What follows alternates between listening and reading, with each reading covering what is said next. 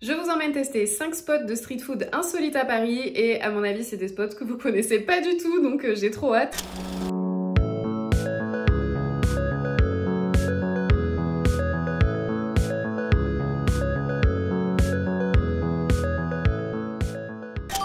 Bienvenue dans cette nouvelle vidéo où je sors clairement de ma zone de confort parce qu'en fait, bizarrement, j'ai pas trop l'habitude de tester de la street food à Paris alors qu'en fait, il y a énormément d'adresses qui sont trop cool.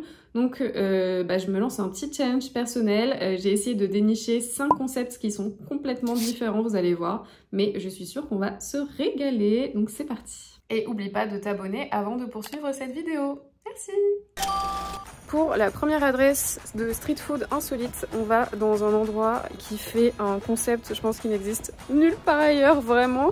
C'est des tourtes en mode street food, mais pas n'importe quelle tourte, puisque c'est Hugo, le gagnant de la saison dernière de Top Chef, et Alban, une candidate aussi de la saison 2023 de Top Chef, qui ont mis au point ce concept. Et en fait, l'adresse fait fureur, genre ça a l'air trop bon. Tout le monde dit que c'est trop bien. Il fallait que je teste ça et puis au moins on peut pas dire hein, c'est original hein.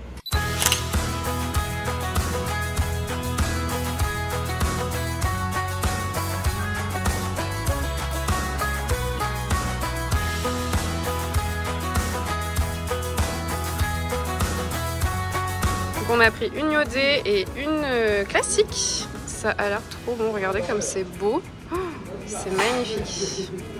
Et les petits accompagnements qui ont l'air trop bons, regardez ça, franchement, c'est limite gastronomique. Hein. Let's go pour la dégustation. Moi, je commence par la classique. Comment on va manger ça? Avec tes dents. Avec mes doigts et mes dents. C'est trop bon, c'est incroyable. La pâte est très bonne, elle est bien croustillante. Ouais, bien dorée. Bien dorée. C'est ultra original, franchement. Regardez la taille du pavé de truite, c'est tellement gros. C'est beau. C'est beau. En fait, c'est beaucoup plus léger. Incroyable, hein. En même temps, c'est pas le gagnant de Top Chef pour rien, quoi. J'essaie de tout prendre dans une cuillère avec la petite sauce. C'est incroyable. En fait, limite, ça fait un plat tout seul déjà, c'est hyper bon. En dessert, on a pris un Grookie. Donc c'est un cookie avec de la pâte feuilletée. Donc c'est celle qui est utilisée pour les tourtes qu'ils ont travaillé. Un peu comme des churros apparemment avec du sucre. Ça a l'air trop bon. J'essaie de l'ouvrir. Unboxing. Oh, Wow. il y a un peu de chocolat. J'aime bien le fait qu'il soit resté dans le thème de la tourte pour le dessert. Je trouve que c'est cool. On dirait un peu un petit brownie en fait. Plus pour le cookie. Ouais. Trop bon. Petit débrief, franchement c'était trop bien, j'ai trop kiffé. Après du coup au niveau des prix, la VG elle est à partir de 16 € et le menu c'est 20 €, donc c'est quand même une gamme de prix assez élevée pour de la street food. Mais franchement ça vaut grave le coup parce que du coup on est sur des tourtes vraiment haut de gamme quoi. Enfin, ils ont quand même participé à Top Chef, Hugo il a gagné Top Chef. En plus on a trop kiffé pouvoir parler avec eux et tout, c'était vraiment trop cool. Donc voilà, c'est carrément validé. Je sais pas ce que vous en pensez, mais on commence fort cette vidéo. Nouveau jour, nouveau concept de street food insolite. Et d'ailleurs, on va peut-être même en tester 2 aujourd'hui. On va voir. C'est un jour férié, donc on a le temps. Est-ce que t'as faim? Ouais, j'ai trop faim. Parfait. Paris pendant les jours fériés, c'est trop le bon plan, c'est hyper calme. Alors pour la première adresse, on va dans une adresse qui revisite les burgers, mais vous allez voir ça. Genre, je pense que c'est la seule adresse à Paris qui fait ça. C'est hyper insolite. Ça fait grave longtemps que je voulais la tester en plus, donc trop cool.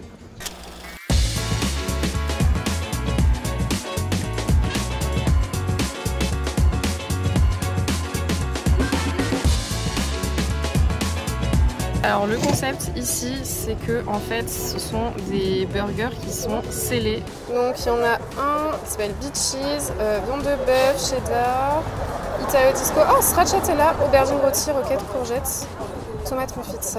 Le Italo Disco, il a l'air trop bon.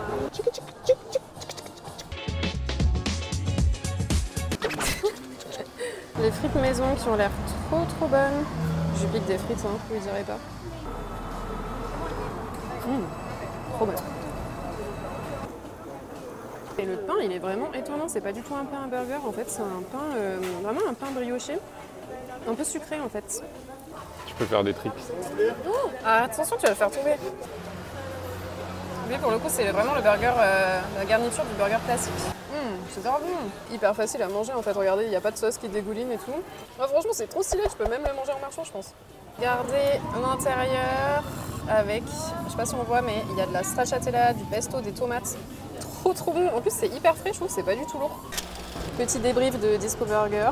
J'ai trop kiffé, franchement. Vraiment, j'ai trop kiffé. C'est pas du tout surcoté, genre vraiment, c'est trop bon, c'est hyper léger, c'est trop cool à manger. Les prix, c'était 16 € avec les frites son burger. Et moi, j'ai pris le burger toute seule à 11 €. C'est pareil, quoi. Mais ça va, franchement, c'est pas non plus trop cher. Franchement, je vais donner 9 sur 10. Parce que c'est grave cool, le concept est trop stylé. Et toi? Moi, je donne pas de note. Pourquoi tu donnes pas de note? Parce que tu le fais. Bah, il donne pas de note alors, tant pis, sans On note. note pas ici. Alors, deuxième adresse, on a encore un petit peu faim. On va maintenant du côté d'une adresse plutôt indienne, moderne, où on va manger des nan rolls. Vous allez voir, ça va être trop cool. Direction Kunanan, qui est le premier bar à nan de Paris. Ici, les nanes sont cuits sur place, puis garnis avec des recettes 100% faites maison, et enfin ils sont roulés comme des sandwichs. J'avais jamais vu ça. On a pris le crispy nan à 9 € avec du poulet croustillant, une sauce butter chicken, je sais pas trop si on voit, et des épices. Et franchement, la taille du nan, le machin, est absolument énorme. Et le bon plan, je trouve, c'est que le midi, vous avez un énorme nan comme ça, plus un side ou une boisson ou un dessert. Et en side, il y a des frites de patates qui sont grave bonnes à 12 €. Franchement, trop bien. Je suis juste là pour manger. Mais franchement, je m'attendais pas à ce qu'il soit aussi gros. Heureusement, on en a pris qu'un. Mais en tout cas, ça a l'air trop bon. Le nan, il est... Oh, le nan, il a l'air... Je suis juste là pour manger. Oh là là. C'est très bon. Ah, il est pas lourd le pain. Il est pas lourd, vas-y. Non. C'est moi qui l'ai inauguré. T'as vu, il est hyper léger. Moi, je le trouve bien costaud quand même. Hein. Ah ouais? Trop bon. Ah, c'est trop bon. En fait, je trouve que t'as l'impression de manger un plat indien. Enfin, tu sais, c'est un condensé d'un plat indien dans un nan. C'est grave bon. Trop bien. Petit débrief de Kunanan. Franchement, trop bien. Hyper généreux, hyper copieux et tout. Plein de saveurs. Donc, c'est encore une fois validé, franchement. Et si je dois donner une note, c'est chiant, bah, je vais donner 9 sur 10 à tout, je pense. Mais c'est vrai, en fait, c'est trop bien. Bon, je vais quand même donner 8,5 parce que on n'a pas trop de place pour se poser à l'intérieur. C'est vraiment sur le pouce. Donc il y a quelques tables, mais par exemple, il n'y a pas de toilettes. Donc voilà, c'est plus à emporter ou pour manger rapidement. Mais sinon, le nan roll était trop bon. Voilà. Nouvelle journée, nouveau concept de street food insolite. Et ce midi, on va manger des burgers, mais pas n'importe quel burger, puisque ce sont des burgers 100% vegan. Franchement, cette adresse, tout le monde en a parlé. Apparemment, c'est vraiment incroyable, hyper gourmand et tout. Donc voilà, on va tester ça. C'est parti, c'est juste ici.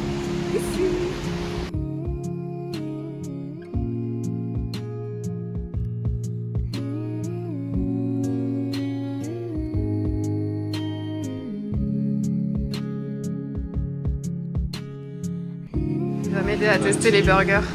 Parce que lui, c'est le pro du burger.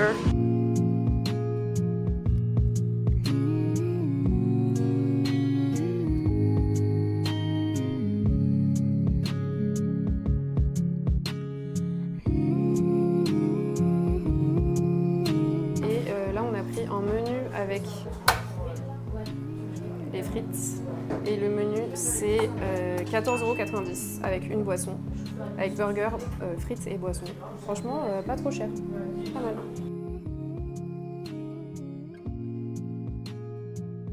Yumi. Franchement, si on m'avait pas dit que c'était de la viande végétale, j'aurais pas dîné. Parce que ça a vraiment le goût fumé du steak smashé qu'on a dans les burgers smash. Il a vraiment la couleur de la viande, la texture de la viande. Là, on dirait clairement un steak haché. Alexia, qu'est-ce qui s'est passé? Ce qui devait arriver, arriva. Ah, c'est peut-être pour ça qu'il faut manger avec les doigts. Bah non, regarde, je suis très bien avec ma mini fourchette. Par contre, les petites taches... Il y a 30 secondes, il se foutait de ma gueule et regardez, il vient de casser sa fourchette. Là, c'est un style. Regarde, c'est bien plus pratique. Si tu peux prendre directement. Ah ouais, c'est dirigeable. C'est une nouvelle invention. Donc on sort du resto, du coup petit bilan, c'est pas très cher, c'est bien gourmand, beaucoup de saveurs. Mon burger, franchement, je me suis pas rendu compte que c'était pas de la viande. Sur celui de Stéphane, On sentait plus que c'était un steak de soja pané, mais parce que nous on a vraiment l'habitude d'en manger, donc c'est peut-être pour ça.